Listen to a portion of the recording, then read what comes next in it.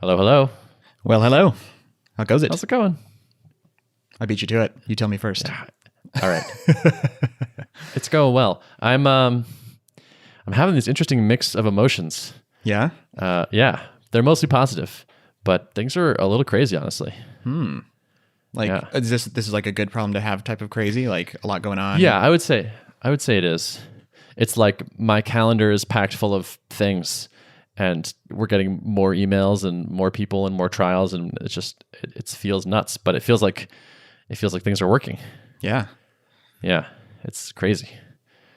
Well, congrats. That's a good spot to be in. Thank you. Yeah, it feels good. I'm happy to dig into a bunch of that. Mm-hmm. How you doing? Same. Like I feel pretty good overall, but I've had started the onboarding calls this week for Level. So I've had, I think, 8 of those so far. It's like the expected response of people, overall seem impressed with the product and very, interested in trying it out. Nobody like, oh my gosh, yes, I'm going to switch my team of 100 to this tomorrow. Here's my money, take it. But that's to be expected that it's going to be kind of a slow build. So, overall, I'm feeling positive about it. But yeah, I've had, definitely a broken up week more than I have in the past few months, where like I'm having to set aside time to do these calls, and that definitely, eats into my productive time a little bit. So kind of balancing that.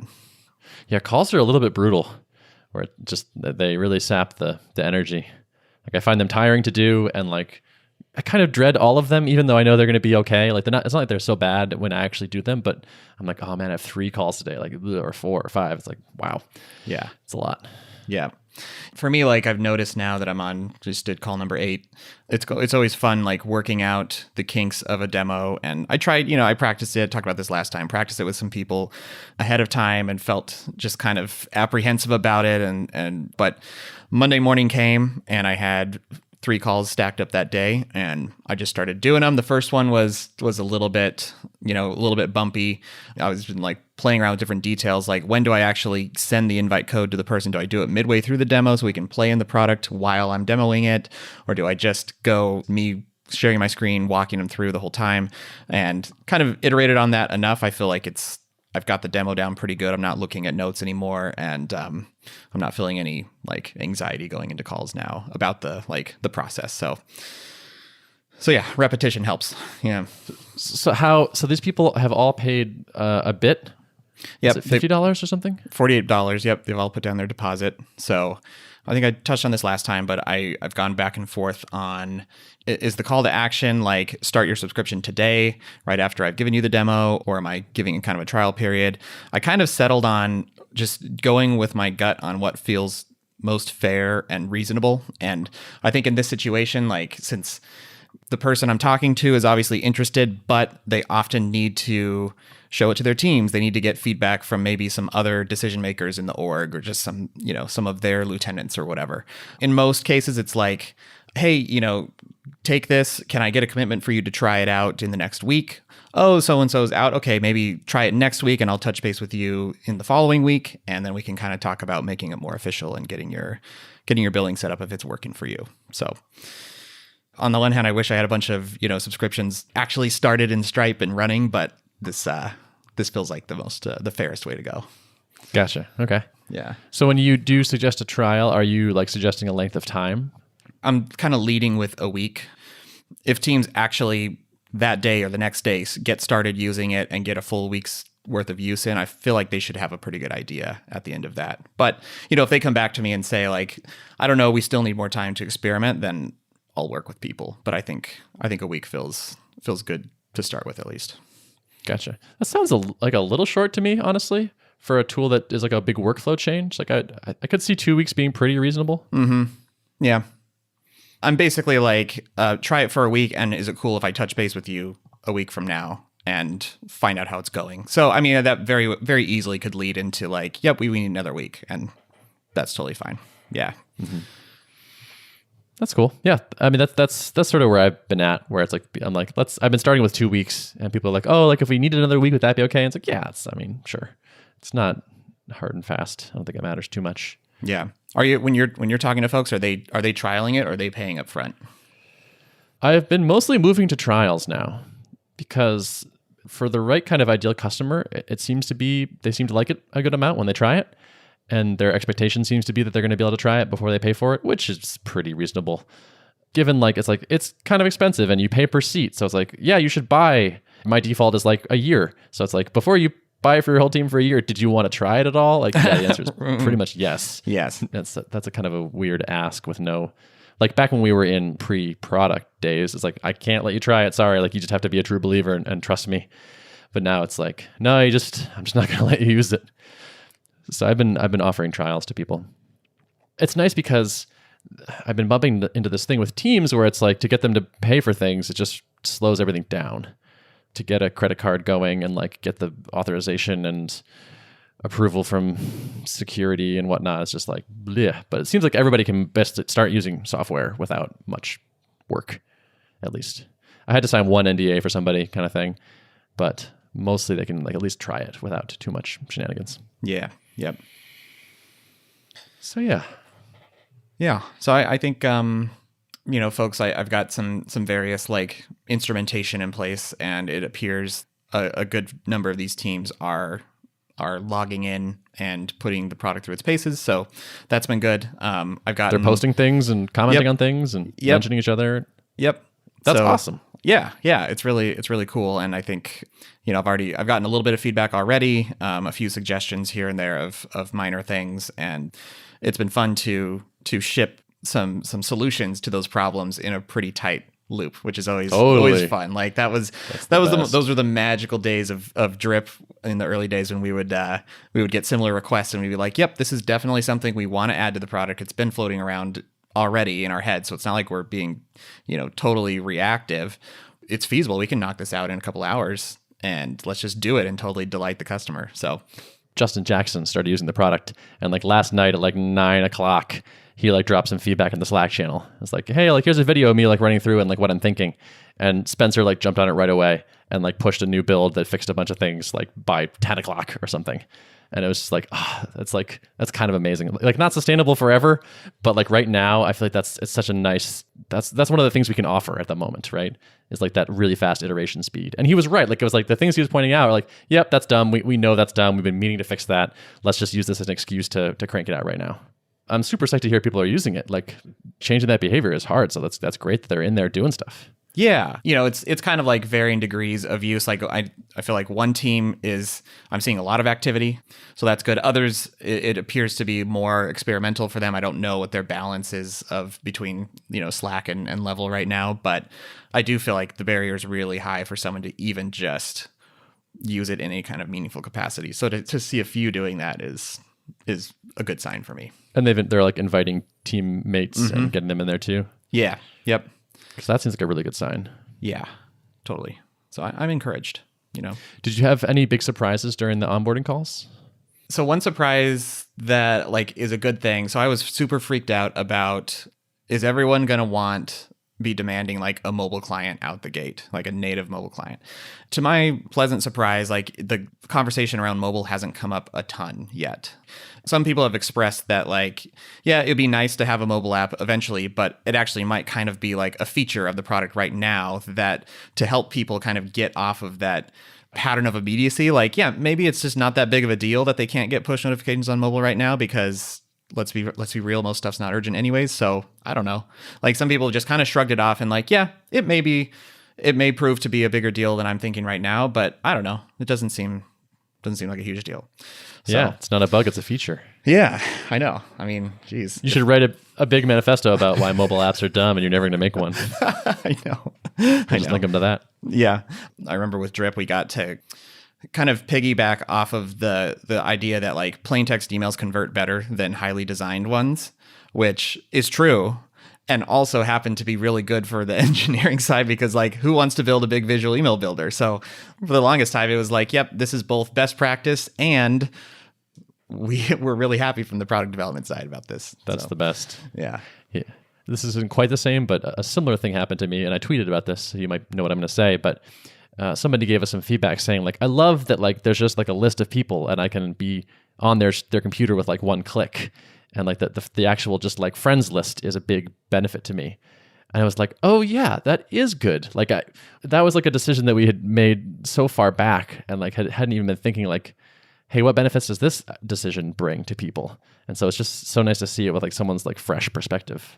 Yeah, that was really cool, because to me, when I saw that, I was like, this is just the power of customer development, and you really just have no idea where the most valuable points are going to come up until you get it in front of people and get people using it. So true.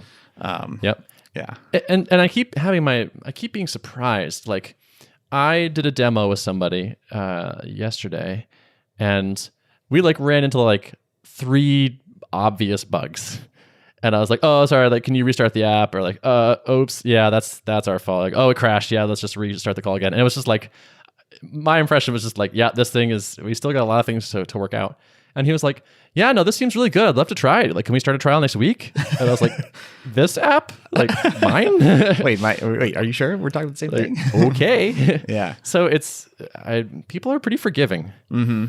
And this is a point that Jonathan, that person whose like feedback I tweeted, made to me privately afterwards, was because he runs his own app, and he says when people experience a product and it needs some work, but you are clearly responsive and trying to make it better, they are willing to overlook a lot of things.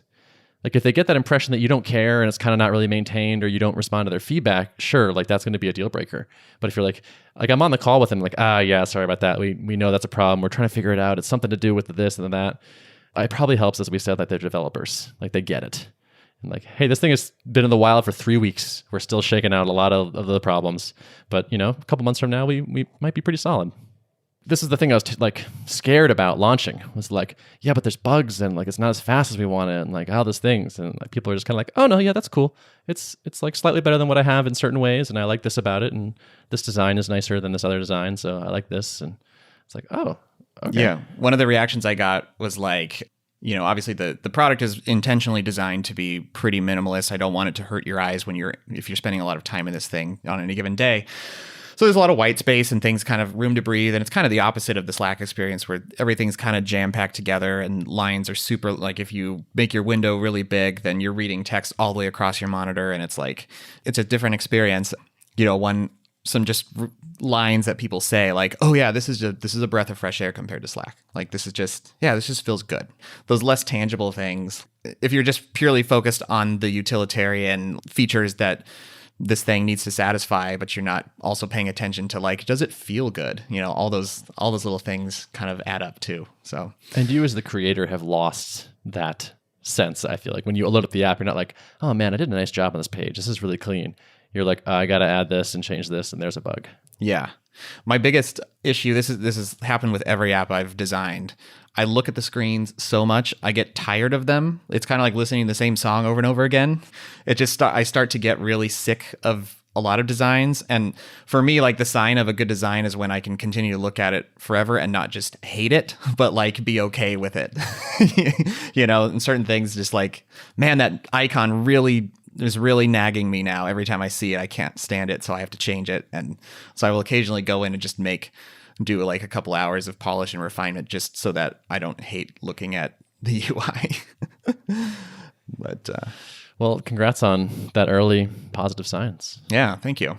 Yeah, I'm feeling pretty good. That's cool. So you want to talk about habits for hackers? Yeah, let's hear that. I got some stuff going down. Yeah. It's going okay. Okay. So the bidding is going on right now. If you are not aware, like I'm running a course starting next week, actually, that's a month long. And rather than set a price, I was like, let's try an auction model. And the auction model is take everybody's bid. I was originally going to do 100 spots. Whatever the 100th highest bid is what the price is. And everyone that paid a bid that or more gets in. So I tried this model, sent out the emails, didn't really do that much marketing for the course. There's like 800 something people on the mailing list. So it's like, that's a pretty good size, but not a ton. And so I sent the email being like, all right, here's the deal. Let's go in, and sent it to Adam. And he was like, you have 800 people on the list and you're trying to fill 100 spots. A 12% conversion rate would be pretty amazing. And also with this auction model, since the lowest thing in the top 100 is the bid, if you get like 90 bids, the price is the lowest bid.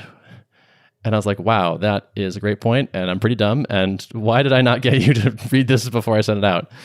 Well, it's funny. I read the email too, and I didn't pick up on those that ratio. You know, it just didn't even strike me when I read it. Yeah, So and to be clear, I do blame you for this. This is definitely your fault. yeah. Well, you can add me to the list of people who didn't catch it. So Yeah, you're right, exactly. So, so I was like, okay, well, let me walk this back a little bit. For the actual email that said, okay, the bidding has started, I said, hey, like, I just basically laid out what I just told you. It was like, I was dumb. I talked to Adam. He made a great point. I don't want to do a dumb thing. So I'm going to drop the number of spots to 40. And I think that's a more reasonable expectation. One guy, by the way, was real mad at me, for the record. Everybody was basically fine with it. Everyone's like, totally get it. And I was apologetic. I was like, that was dumb. I did a dumb thing. Sorry. I'll try to not do more dumb things.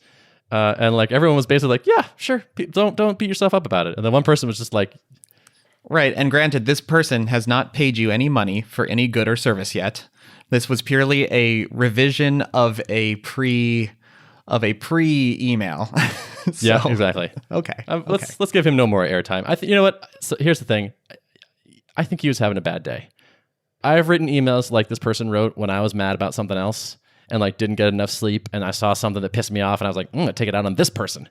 So like, I bet that's what happened to him, and I'm not gonna worry about it. Anyway, everybody else seemed pretty cool with it. The bids have been coming in. I have not I haven't compiled the list of all of them to know like what is the 40th highest bid right now, but it might not be that high. Okay. All right. Well, so we'll see. Like it doesn't close until tomorrow morning. But the thing is like dropping the number of slots also drops the thing that you multiply the number by. And so it's like, I may end up in a situation where it's like, I'm looking at running a month-long course for like not that much money. And so I'm kind of torn on what to do. Like, it really depends on what the final number looks like it is. But like, I'm not going to pretend this course is not going to be a bit of a distraction for me. And it's kind of a month-long distraction. And so if like the number doesn't look like that much, it's kind of like, do I have to do it or could I just not do it? Like, how much, honest feedback, like how much of like a dick move do you think it would be for me to just be like, sorry, I'm not going to do it? I mean, you might get a few more of those, you know, like the one guy, but on the other hand, this has not cost anybody anything. It's just been a few minutes of their attention and a little bit of time for them to fire off an email to you with a bid. So, I mean, to effectively say the auction is reversed, Yeah. You get a theoretical refund of your theoretical dollars. To me, that doesn't seem. I mean, and I think it's just an opportunity for you to be authentic with, like you have been in your previous email. I don't know. I don't think it's that big of a deal. Okay, that's interesting. I sort of agree with that. That was kind of my sense too. Like, I feel like a lot of these people on this list are people that have known me for a long time, and they've seen me screw up before, and like they're going to see it in the future. And I think I think they'll be pretty okay with it if that is what ends up happening. Yeah. Well, it's like, hey, you know me, I'm Ben, I'm running a startup. It appears based on what the market has said that there's not sufficient demand for this to be worth it to run. So I'm not going to run it right now, and maybe it'll come back in a different form later on. That's really good phrasing. I like that a lot. Yeah. And true. Yeah. I mean, it's just the It's truth not just of it. spin. Yeah, that's good. And honestly, every day Tuple gains a little bit of steam. So it's like, we're not making nearly enough money to pay our rent or anything. We're signing up more and more trials, and we do have revenue coming in the door. We did $1,400 in sales this week. That's real money. And so it's like, maybe I don't even need the income from this course. Like the point of the course was to extend my runway, but like maybe we might be able to just make it there. So the course is looking less lucrative and the alternatives are looking less bad. So it's like, there's quite a confluence here. And I feel a little bit crazed right now because there isn't enough stuff happening. And some of that's just on me. Like, I just need to prioritize better and build some support stuff for myself. But it's like, the thing that I really care about is going well. Why do I want to take my eye off the ball for it in this crucial moment? Mm-hmm. Yeah, I mean, just trying to put myself in your shoes. Like, I mean, there are plenty of people who do side things or do the consulting while getting a SaaS off the ground or whatever. Like, a lot of different ways people approach this. But I know for me, I've done the nights and weekends thing with the SaaS. It's really hard. And even now, trying to imagine having another thing pulling my attention, like, it's tough, so I think it's not a bad call for you if you can afford to maybe hold off adding to the runway right now, might be a good sanity move. I could. It's doable. So I'm honestly leaning that way. Like, we'll see. Maybe there'll be a flurry of last minute things, and I'll be like, ooh, that's a nice chunk of change. And, like, it's focusing on something that will be good for me anyway. It's like, okay, if I just am doing habits reliably with other people, and it's almost a good distraction. So we'll see. Yeah. But thanks for your feedback on that. Yeah, you bet. I mean, this was an experiment from the get-go, so I think you've learned something, And people were like, this is kind of risky. I'm like, yeah, but it'll be interesting. Like, I sometimes like to optimize for just, learning new stuff, like do a breadth first search on reality for coolness. Yeah. So, are you comfortable saying how many bids you've gotten? Like, I don't actually know. Okay. I can glance at it. I would guess about 40-ish. Okay. So right around where it was constrained to. Yeah. Yeah. Something like that. So something in there. I misunderstood how drip worked, and I sent that email to people who didn't want it, which was kind of a bummer. Uh-oh. Yeah. Just a segmentation. Yeah, it's just a segmentation thing. It was my fault, where it's just like I'd have people tagged as having signed up to hear about Habits for Hackers, and then some people. But I also made a campaign that was like had the information for it, and so some people unsubscribed from that campaign, but they want to stay on my list. But I sent the broadcast to everyone with the tag, and so it's like, oops, sorry. So somebody emailed me, but he was really nice about it. I was like, oh, I'm sorry, I screwed up. I didn't know how it worked, and he was like, oh yeah, no problem. Authentic apologies and admission of guilt seems. It seems to be. I'm gonna have to get really good at that because I screw up all the time. So hopefully I can retain the skill. Yeah, let's face it. It wasn't that big of a crime that you committed with your. Yeah. I didn't buy it from someone else and then just spam them or something. No. So I want to get your thoughts on something. Yeah, sure.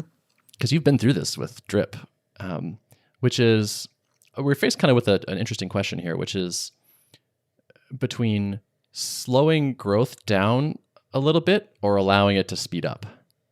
Basically, I've been doing onboarding calls with almost everyone we brought into the app. But a company signed up and was like, hey, can we have a trial? We're really interested. We're evaluating you and one other product. Like, we're going to decide on one and buy it for everybody. And it's going to be like 40 people. I'm like, yeah, we want to be in on this. But now, like, they want to have like 18 people try it. I probably can't or shouldn't schedule 18 20-ish minute onboarding calls. That's just like ridiculous. And so it feels like, okay, we should build some infrastructure so I can onboard people in a scalable way. But also, like, I feel like there's a lot of goodwill to be gained and like rapport to be generated when I actually do get on calls with people. And like, I think you're more willing to overlook the bugs and whatnot when it's like, okay, I talked to Ben. He said he knows that part needs some work. I understand. He's a real human. I feel better about it. One option is to just like, don't take on as many new people and like be more selective about who we give a trial to, basically. Like, so we're starting to like kind of open the valve a bit. And it's like when people look like they're a good fit, I'm like, hey, let's get you a trial. And we could just be like, we could raise the bar on that basically. And then I could continue to have a lot of contact with everybody. Or I can do things like building out an onboarding sequence, recording some videos that have, like teach people how to use the product in a more scalable way. Mm-hmm. Yeah. Yeah. I'm trying to think back, like kind of what that looked like specifically for Drip. There was a pretty long stretch of time where, it was a lot of pre-open access signups where we did kind of invite-only demos. Rob did a lot of that, the high touch demoing it to folks and stuff. But how long was that period? Do you remember? If I recall, like we started doing that super early in the development process. So like I want to say around March, and then that was like really early. So we had a bunch of stuff that we had to go back and kind of build. And then I think he did more a few months later and kind of then started inviting in, started doing the rolling launch. So it would be like invite a chunk of people. Now it sounds like you have people kind of beating down your door to get in urgently, yeah. Which, I mean, we certainly had our list and the people interested, but I think we just kind of started working through that list, sending like to a couple hundred people an invite. At that point, I feel like there was like like Rob wasn't demoing all these people. He was he had a video recorded that kind of demoed the product, walked through it, and people would get that. And then once like we felt like the churn was not crazy and people were actually like things were working, then we opened up to the public launch, and that was in November, I think. then it went self-serve. So that was the experience with Drip, but every product is different, so. Yeah. Our product is not that complicated. Right. Like the idea is that it mostly gets out of your way and you're just working like you would be. And so there are a couple features and like best practices that are good to know and that are like will help you to be more likely to get success. I think we're fairly amenable to like a lower touch onboarding experience. I think so too. I would agree with that. Like Level, I think is going to be will definitely benefit from a higher touch onboarding. And once I get this demo, really resonating every time I deliver it, then I'm going to record it and send the recording to people. But it still helps to deliver it when there's complex flows to talk about. It helps to deliver it in person because then people can interject at different points and ask questions. And, I feel like with Tuple, it's more straightforward to explain. So, yeah. Okay. I think that was kind of the direction I'm leaning anyway. Like it's like we have hot leads. Do we want to tell them no or do we want to tell them yes? It's like we should probably tell them yes if we can do a good job. And yeah. As long as you feel like the product is stable enough to where when you're just getting kind of less initiated people who have heard about Tuple and want to try it out and compare it to something else, like is it at the place where it will sell itself well on its own without you being there to soften the blow of like, oh yeah, we're working on that thing. Like that. Yeah. We're somewhere in the middle maybe. Right. It's hard to know. You may not lose your opportunity with them if you hold them off just a little while longer while you kind of solidify some things. But yeah, that's another question that is sort of in our heads is like, do we want to let our best leads try it while it's in this new state where a month or two from now it might be better? And so it's hard to say. It is. Because it's great to get feedback from people that would be good customers. We've been leaning towards like let people do it side. And so like next week, a customer is starting that I would say is like in our top 10 ideal most customers list.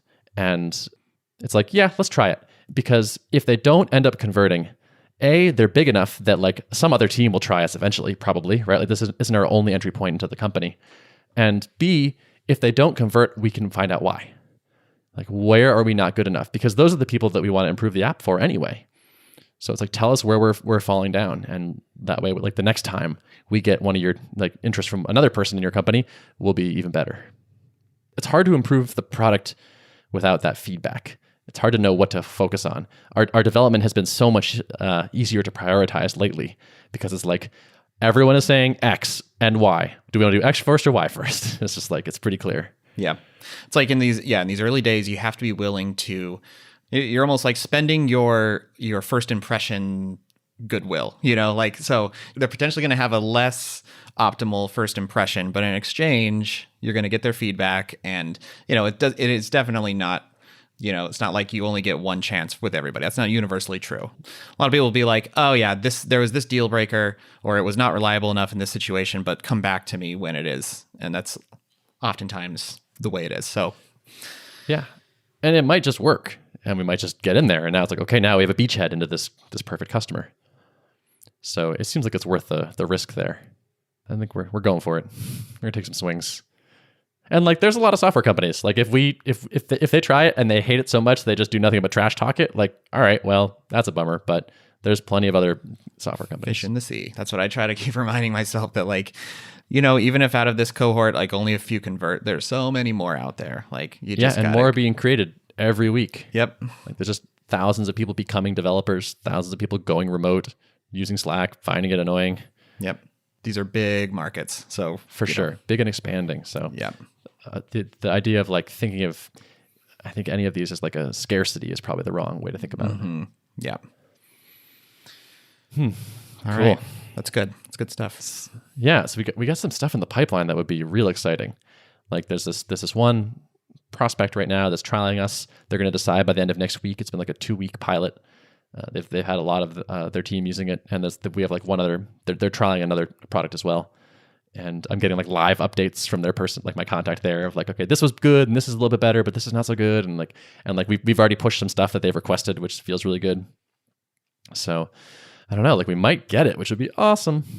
It'd be really fun to just like close like a double-digity kind of solid size team. That'd be amazing. Yeah, that'd be awesome. It starts to be real money like pretty fast. Mm-hmm. So yeah. Oh, exciting stuff, man. Yeah, thanks. I kind of can't believe it's kind of working. It's not working yet. It's not like if we stay where we are, we'll die. We'll run out of money. Yeah. So like it's not like, oh yeah, we made it, hooray. But it's like, okay, like the graphs are pointing in the right direction. And like the interest seems positive and the feedback is mostly good. I actually tried that superhuman product market fit survey. Yeah. Did you read this post, right? By Rahul? I believe so. Yes. It's I think the title was like building an engine for product market fit or something. It basically boils down to the survey, which is like, how disappointed would you be if you had to stop using Tuple? Who do you think it's best for? How can we improve the product for you? Whatnot. And I've only sent it to a small handful of people. And so like the most common answer so far is like somewhat disappointed, but we did get a couple very disappointed. So it's like, they say that the magic number coined by Sean West is like 40% very disappointed equals product market fit has been achieved. We don't have enough results back to say where we're at. Not there, I would say. Yeah, I figure you need a decent sample size and people who have put in a certain amount of use into it, right? And a lot of work. Like if we got to this kind of gold standard that fast, that would be kind of a miracle. But it's going to be interesting to get more people in there and get more of the feedback, more results on that survey, and then like, okay, we're at X%. Like, what can we do to get up there? And the questions on the survey help answer that. In fact, they already uncovered some things that I did not like. One thing was like someone said, it would be nice if you had feature X. And I was like, we do have feature X. We just failed to tell you about it. Mm-hmm. Yeah. Yeah. And the other thing was like, it'd be nice if this thing were true. And I was like, that is true. And you just think it's not true for some reason. So whoops. How are you thinking about like that closing the loop on keeping people educated on all it can do? And as you're adding new stuff, do you think you can use email primarily or we have a change log in the app, but you would be forgiven for not knowing that because it's kind of tucked into a corner somewhere. Yeah. I think we're going to eventually switch the way we distribute and upgrade the app over to something like, I think it's called Sparky, which gives you one of those like pop-up, like, we need to update the app. By the way, here's what's new. That would be great. We need to do that. So I think what we should do is email people. Like I should probably be emailing anybody that's like in a trial or in the alpha like once a week, I would say. Just like, here's what's new kind of thing. Yep. Because it's easy to not realize that the product is under active development and like the thing you asked for is now there kind of thing. So that's on me, I would say. It's one of those things that's easy to let go by the wayside because, you're focusing on the demos and the new people coming through the door and, they're focused on just patching things up and adding things that people need. But then sometimes it's like a big missed opportunity of just like making sure that everyone using it knows about all this good stuff happening too. So, yep, totally. Yeah.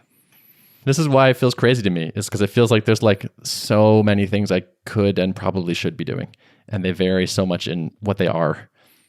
It's like, how many calls a day should I do with people that are requesting trials versus checking in with the people that are giving feedback and going through current trials versus doing anything to try to encourage more future growth and marketing work. And just today, Joel was like, oh, you should, I forget what it was, like some sort of marketing suggestion. And I was like, really, Joel? Like I'm wolfing my lunch down and running to the bathroom because I have a call in like 5 minutes that like I just got off another call. It's like, I have just like so much inbound already that it's like, it's a lot.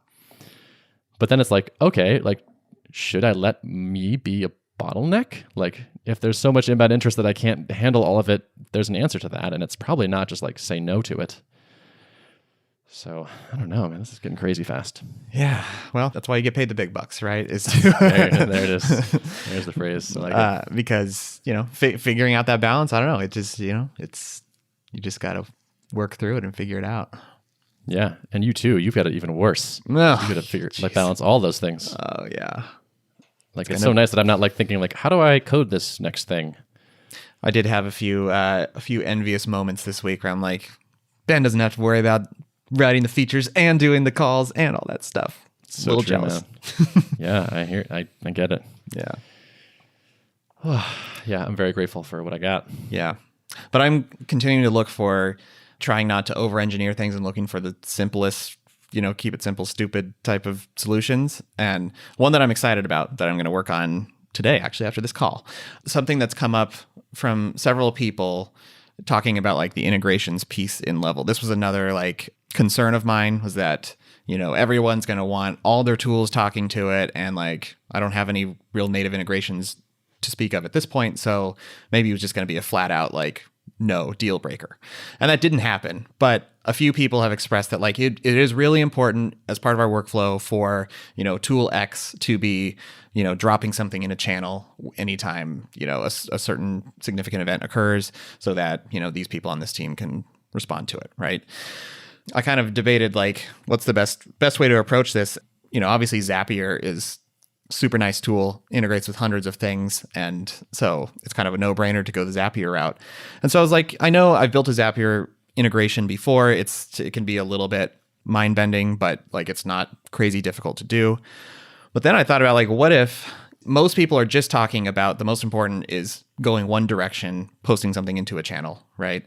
And I want to have kind of like the very simple integration that doesn't require like a whole OAuth flow and like exchanging tokens and creating your own custom bots and stuff like that. I just want at a minimum to have a simple integration where you get a URL, you post a JSON payload to it, and it will drop something into a channel for you. And the nice thing is like Zapier has an action already that lets you just drop in a URL and construct a JSON payload. So this is like on the scale of easy to difficult, this is very easy to implement, and will, if I can convince people that just use Zapier for now to get all your various tools that you need piping data in working, then this could satisfy almost all these use cases. You'll need to do your own key value pairs when you're constructing the thing, and there's more opportunity for error, but I think it's definitely like a workable V1, and we'll get totally. And can you draft like Zapier actions for people and like publish them? Some like integrations definitely have like recommended zaps and stuff like that. So I don't know. I should look into that, but that would be really cool if I just had some pre-made ones, Right. I could see them supporting that. That seems like the kind of thing they would. Yeah. Like a zap template or something. Yeah. Because like you're saying like if you wanted to like wire up like, okay, every time someone opens a PR, it drops a link in the channel kind of thing. Yep. And so you want to have Zapier do a post to an endpoint with a certain JSON payload. Yep. But that requires a little bit of munging. Like, okay, make sure to put the URL here and have a key that says text or something. Yep. Interesting. Yeah, I wouldn't be surprised if they had like a template type thing. Mm-hmm. You're like, especially, and if they don't, then I bet if you emailed them and said, hey, I want to make it really easy for people to use your product even more. Right. That seems to be a thing they're interested in. Totally. Yeah. And they're very savvy. I would almost bet money they have something like this already. I bet so. I'm going to go look at that right now after this call. Cool. Yeah. Nice. But yeah, what a great invention Zapier is. I Amazing. know, right? So like, nice. Wow, what an idea, and so well executed. Mm-hmm. I know. It's well done to them for sure. Yeah. I saw, speaking of things like that, I think of Zapier and Segment as kind of the same shaped object. And I saw Segment ads on the public transit here in Boston on the T. Whoa. And I was like, wow. And they're positioning it as like a marketing technology stack. Uh-huh. So like, get all your marketing data and all your tools or something. Yeah. And I was like, but still, I was like, wow, that was like the uber nerdiest nerd tool. It's like, am I in San Francisco right now? Yeah. I was like, wow, this is like the deviest thing I have seen advertised on the T. It's interesting. Yeah, fascinating. I wonder, but not to developers. Yeah. That's not who they were targeting. So yeah. Interesting how positioning changes over time. Oh, I know. And yeah, Segment, they're one tool that, even as a developer, I've struggled to understand, wait, what exactly are they doing? Because I know that they start out with the analytics.js and like just one script to aggregate all the things. But now it's like this kind of data broker and a centralization of data. But I don't know. They keep adding on things to their product. I'm sure they're just doing a lot of customer development and stuff. But yeah, I think it's the changes seem pretty savvy to me. Like I get why they're doing them, and it seems like they're marching up market a bit. And yeah, I think it seems to be going well. Mm-hmm. Or not. It's a huge shit show over there. Who knows? I think I've started to like feel it's like I think actually all businesses are just kind of always like chaos a little bit, and you're just trying to like do your best, and like everything's breaking all the time. As the more like founder stories I read and the more bios I dig into and whatnot, and like reading like Rand Fishkin's book, it's just like, oh yeah, like everyone's just kind of trying to do their best despite this like torrent of craziness that's happening. Yes. I always do. I get this idea that like, oh, they look really successful. They must have like great processes, and everyone just things are just blissful on the engineering side, probably not. Yeah. And then sometimes you become a customer. You're like, oh, this is not as good as I thought it was. Your impression of them is really good. And then you try, you're like, it's okay. It's like, oh, you've got a really good marketing team. Right. Exactly. Yep. Just trying for that to not be us. Yep. We've sold the dream. So now we have to deliver the dream. Exactly. Yep. Cool. Well, this is a long one. We should wrap. Let's wrap it. I want you to wrap the URL now. All right. Yo. Art of Product podcast. Show notes can be found at artofproductpodcast.com. Wow, that was good beatboxing. Thanks. Goodbye.